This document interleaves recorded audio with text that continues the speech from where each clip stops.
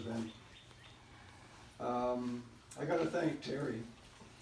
Not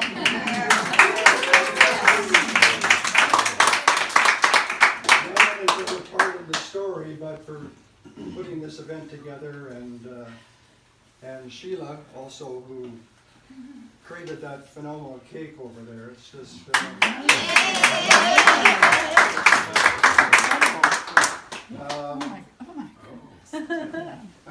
I'm overwhelmed. I forget the phrase about something making a community. You can help me with that, but It takes a village. It takes a village to make a community. I don't know if that's appropriate or not.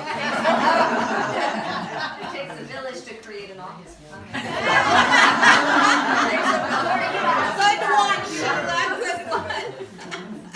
But the support that Terry and I have received in this community through sickness and in health and good times has been just absolutely phenomenal. So I'd like to thank you for that. So I'll do a reading. I don't want to talk too much. You may have other questions, those of you who have read the book. This is my absolute first reading, so... You nervous? Yeah. I'm going to pretend that I'm in kindergarten reading to 5 years old. So if I don't look up, you'll know. And I'm losing my Just think of us all in our underwear, you'll be fine.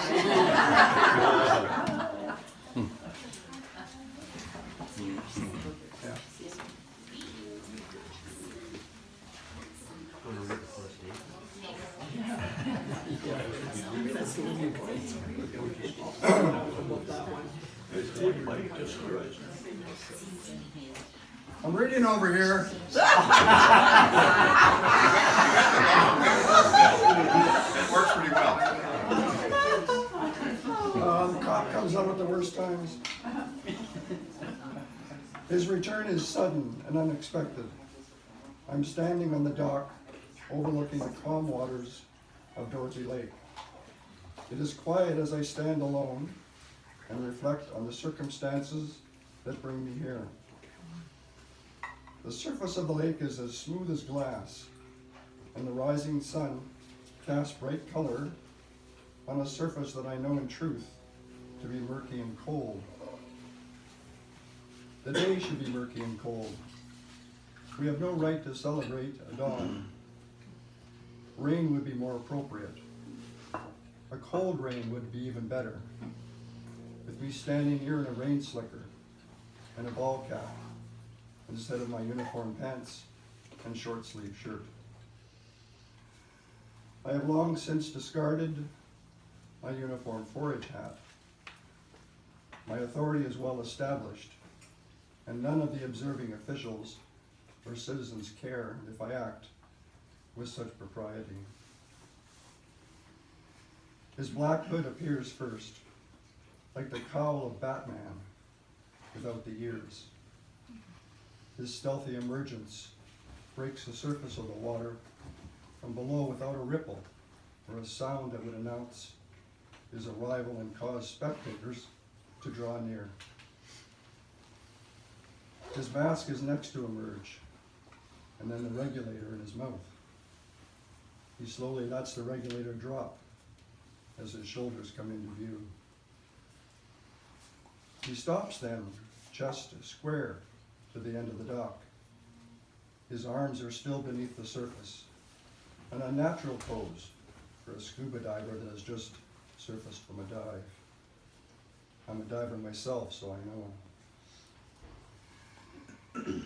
In my experience, a return from the deep is a celebratory affair, full of noise and bravado. Normally, the water churns as the relatively underwater neutral scuba deer gains bulk and weight as the diver walks on bulky flippers into the shallows of a beach or climbs into a boat. A hoot or a holler that is a bonding moment between peers, or a symbol of joy to be envied by those who have never been below. But there is not a sound as we lock eyes with each other across the void and through the glass of his diving mask. Get a blanket, he softly speaks. And with that request, clarity arrives.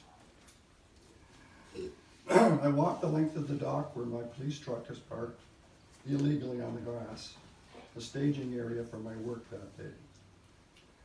Another truck, a provincial park vehicle, faces mine. Together we share jurisdiction within the Whiteshell Provincial Park. I approach my colleague who is standing near a young man and woman, a husband and wife, sitting together on the same side of a park picnic table where no places are set and no meal is offered. It is but a place to wait.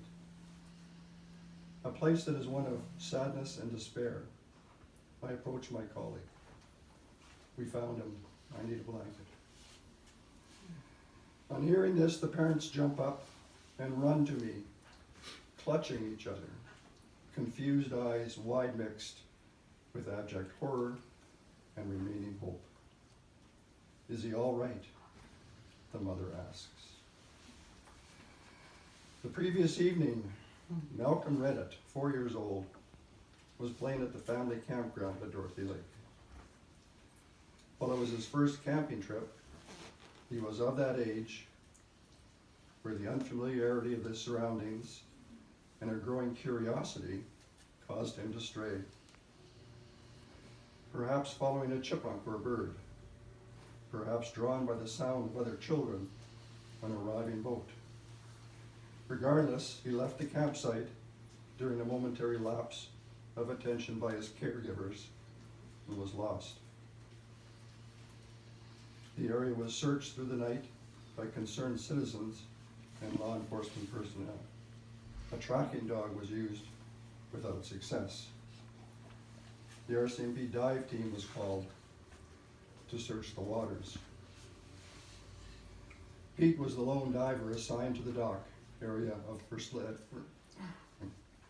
at first light this morning. The mother's question is anchored in hope. A hope that she can turn back time, or a hope that it has all been a dream. In sad fact, it's a nightmare. And before I speak, I know that she knows. I am but the bearer of the truth she dreads to hear. Our diver found him. I need to take him a blanket so we can bring him out gently before you seek him. But Mum is not to be denied and moves toward the dock. While there are numerous reasons to prevent the parents from accompanying me, I know that nothing short of force will deny them that walk. So I softly implore. We need to make sure Malcolm isn't dropped. Stay behind me until we get him out. The dock is narrow and unstable for us all. We don't want an accident. My colleague from the park offers, I've got a body bag in my truck. Do you want it? No, let's wrap him in our blanket until the medical examiner arrives. The parents follow me onto the dock, staying back as requested, frozen from the shock of the moment, sharing grief and guilt with each other as the consequence of a single inattentive moment in time. I approach the end of the dock and lift the yellow plastic emergency blanket as a shield against prying eyes. Pete moves forward and lifts his arms toward the dock. Well, this is not the first death I have attended, and I steel myself as young Malcolm emerges from the still, calm waters of the lake and into the bright sunshine of the day. Later I will take notes of his physical appearance, the clothing he is wearing. His shoes are untied, his mismatched socks, his pallor. But at the moment my focus is on his head. As that comes into view, his long blonde brown hair floats out around and over his face, covering his eyes. Then as his face emerges more, his hair falls back, exposing the full features to me for the first time. His eyes are closed and his skin has lost its color, but even in death, he has a mischievous smile. He looks peaceful and uninjured. I suppress the urge to reach out and shake him awake, as if my prayer and some stimulus will reverse the finality of his death. But I know that power is not within me or any mortal soul on earth. Pete lifts him into the blanket, and we wrap him snugly, leaving his face exposed as his parents move closer, make contact, and openly grieve. Watching, I try to imagine their sorrow. Fatherhood for me is not even on the horizon.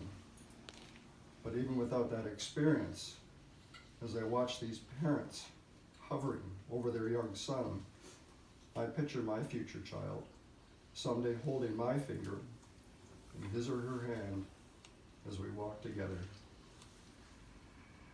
I can't imagine ever losing a child, and I'm not sure how I would or could cope through the recovery of that loss.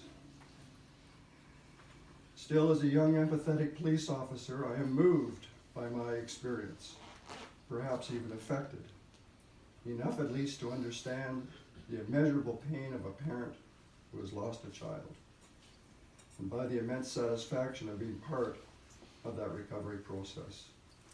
Affected enough that I applied to become a member of the RCMP Underwater Recovery Team in memory of Malcolm.